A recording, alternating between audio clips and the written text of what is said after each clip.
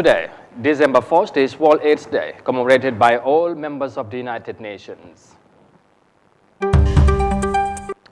Discussions to restore peace in DR Congo were recently held in the Kenyan capital Nairobi amid escalation of violence.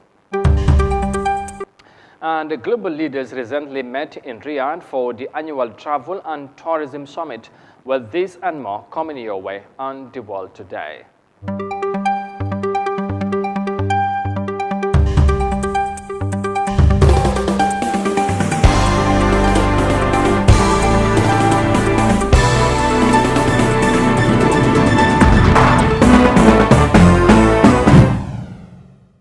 Hello, this is Eyeafrica TV and you are watching the World Today News Bulletin coming to you live from our studios in Banjul. Many thanks for joining us. I am Amadou Kante and now the news in details.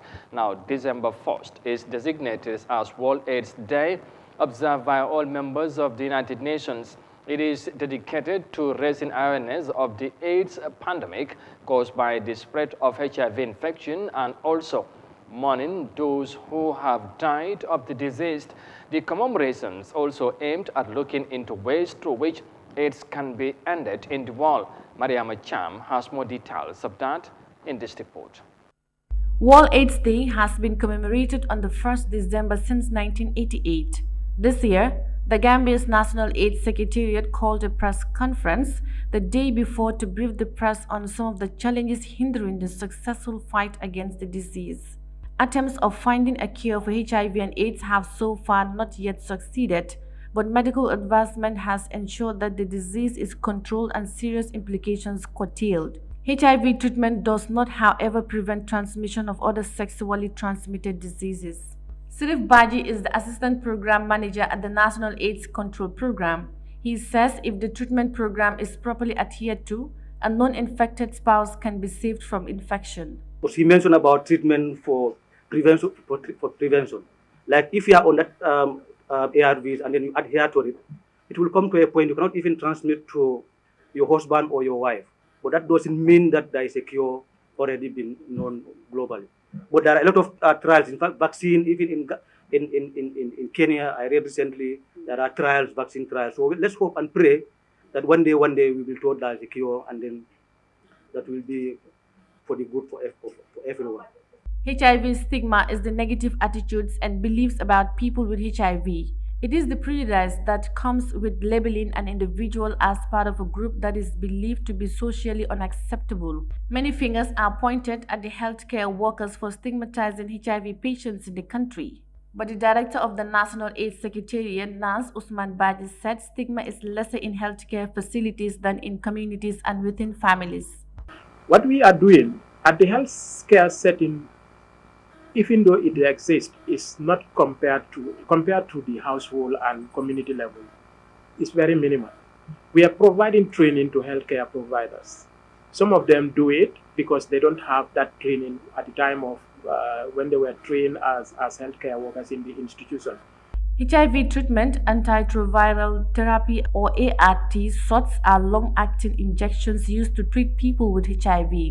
The shots are given by healthcare providers and require routine office visits. HIV treatment shots are given once a month or once every other month, depending on the patient's treatment plan. Highly active antiretroviral therapy improves the quality of life of people living with HIV, but the treatment has to be continued lifelong as the total cure has not been established. Reporting for Eyeafrica News, I am Yahya Jammeh. Now let's stay with the, of course, HIV and AIDS-related matters because a United Nations report has revealed that in Nigeria, up to 8 million women that get pregnant annually, 2 out of 3 don't have access to prevention of mother-to-child HIV transmission services during antenatal care. Now, Nigeria is the most populous country in Africa with one of the biggest economies too, and if there is one thing it greatly wants to achieve, it would be ending AIDS in children. Now, Yahya Jammeh again has the details of that in this report.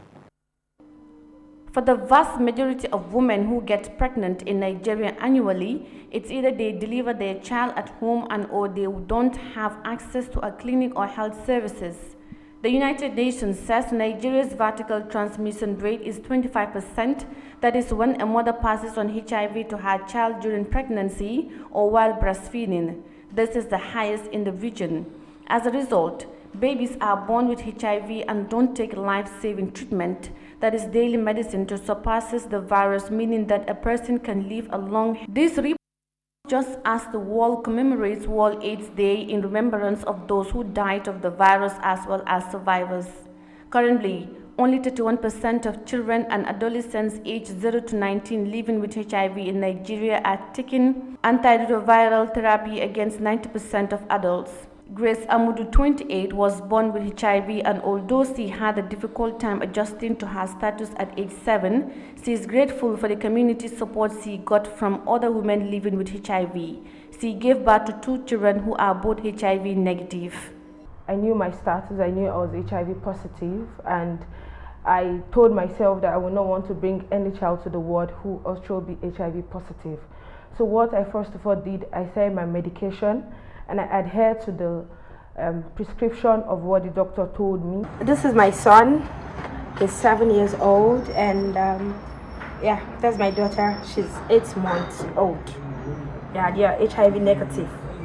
I'm actually a community pharmacist where we go to the hospital, we get drugs from the hospital and give to the patients who are maybe they are not able to come to the hospital to access their drugs due to maybe they don't have transport fare, or they are far away, or due to the stigma in the hospital. So we take these drugs down to their doorstep and give it to them. Stella Ibe, 45, lives with HIV and is a part-time public health officer at the health center on the outskirts of Abuja.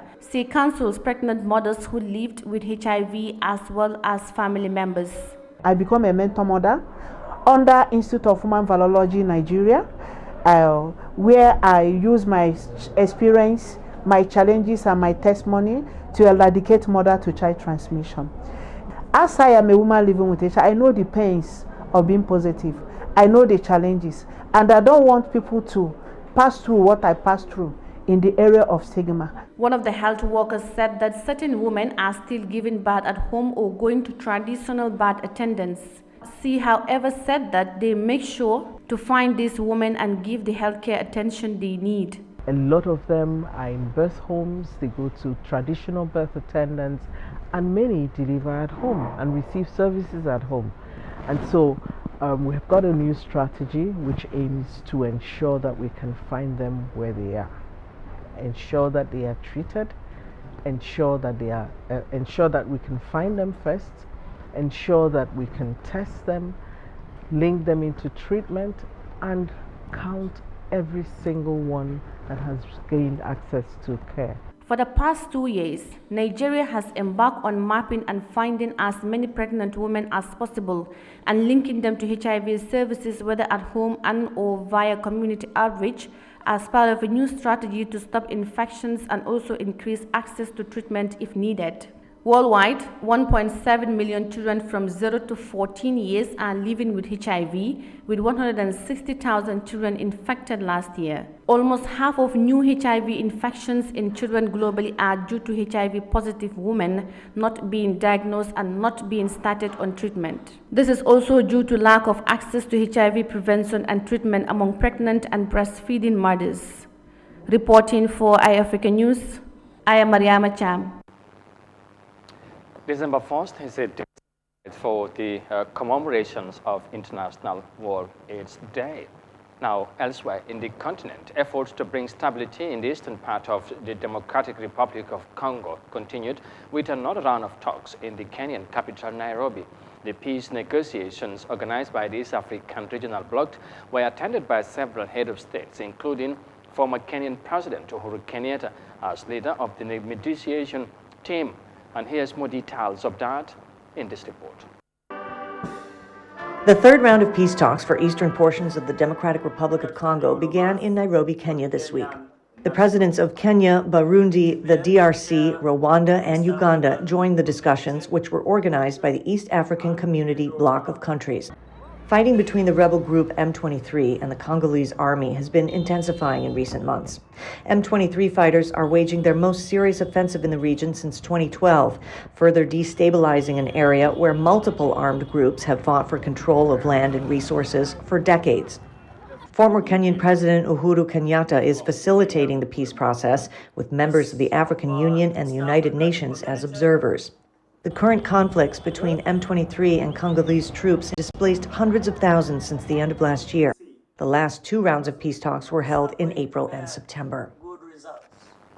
Leaders of the East African bloc continue to initiate measures to make sure that peace returns to the eastern part of the Democratic Republic of Congo. Elsewhere, after several years of capital, Rwanda, residents in the city are now able to access potable water. Is constructed water plant.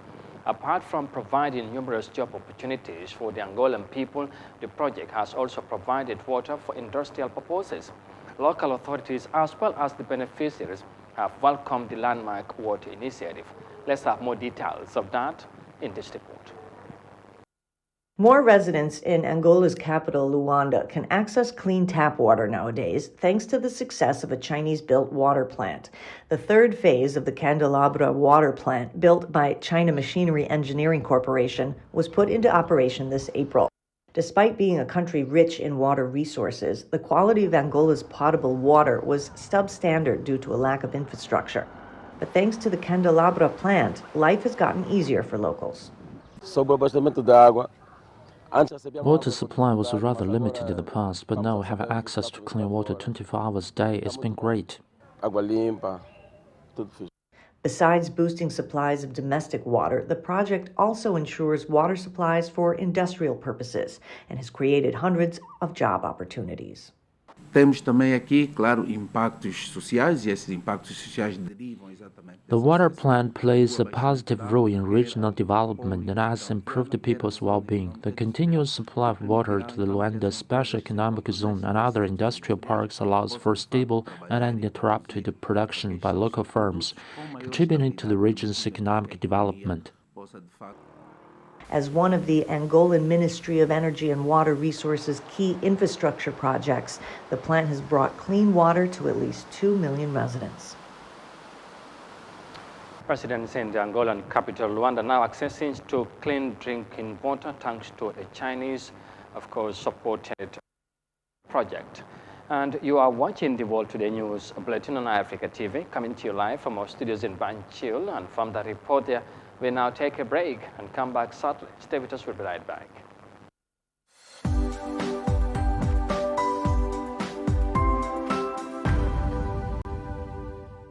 South Africa Global is the first and biggest private estate developer in the Gambia and present in 7 other African countries. We take pride in leading innovation in all spheres of real estate sector in the Gambia and beyond. As such, we are launching the development of the first smart and modern office and retail towers in the Gambia called TAF Twins.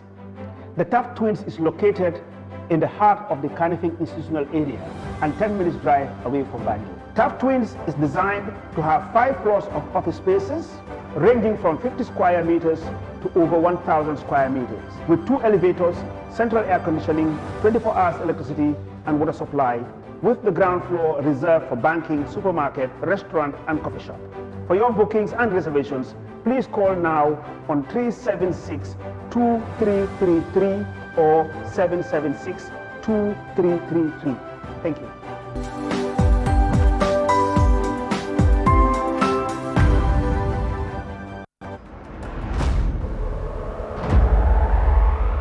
Under the auspices of the President, His Excellency Adama Barrow, the Muslim World League, in collaboration with the Gambia government, will host a conference of African religious ministers and ulamas on the 6th of December 2022. The International Islamic Conference will bring together ministers of religious affairs, leading Islamic scholars, policymakers, youths, community leaders across Africa to discuss and advance Islamic values that promote peace and tolerance. Let's come together and welcome our brothers and sisters in keeping with our trademark hospitality as the smiling coast of Africa. This message is brought to you by the ministry responsible for religious affairs in collaboration with the Gambia OIC Secretariat.